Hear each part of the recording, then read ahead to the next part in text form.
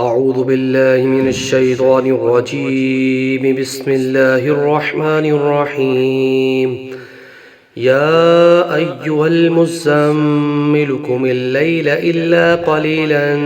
نصفه أو انقص منه قليلا أو زد عليه ورتل القرآن ترتيلا إنا سنلقي عليك قولا ثقيلا إن ناشئة الليل هي أشد وطئا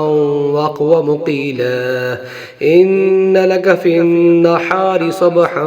طويلا واذكر اسم ربك وتبتل إليه تبتيلا رب المشرق والمغرب لا إله إلا هو فاتخذه وكيلا واصبر على ما يقولون واهجرهم هجرا جميلا وذرني والمكذبين أولي النعمة ومهلهم قليلا إن لدينا أنكالا وجحيما وطعاما ذا غصة وعذابا أليما يوم ترجف الأرض والجبال وكانت الجبال كثيبا مهيلا إنا أرسلنا إليكم رسولا شاهدا عليكم كما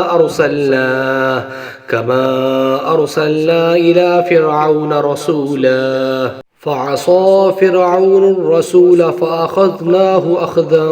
وبيلا فكيف تتقون إن كفرتم يوما يجعل البلدان شيبا السماء منفطر به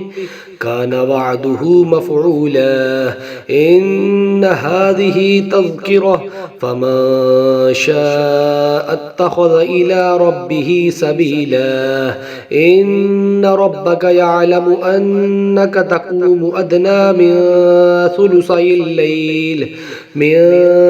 ثلثي الليل ونصفه وثلثه وطائفة من الذين معك والله يقدر الليل والنهار علم أن لا تحصوه فتاب عليكم فاقرؤوا ما تيسر من القرآن علم أن سيكون منكم مرضى وآخرون يضربون في الأرض يبتغون من فضل الله وآخرون يقاتلون في سبيل الله فاقرؤوا ما تيسر منه وأقيموا الصلاة وآتوا الزكاة وأقرضوا الله قرضا حسنا وما تقدموا لأنفسكم من خير تجدوه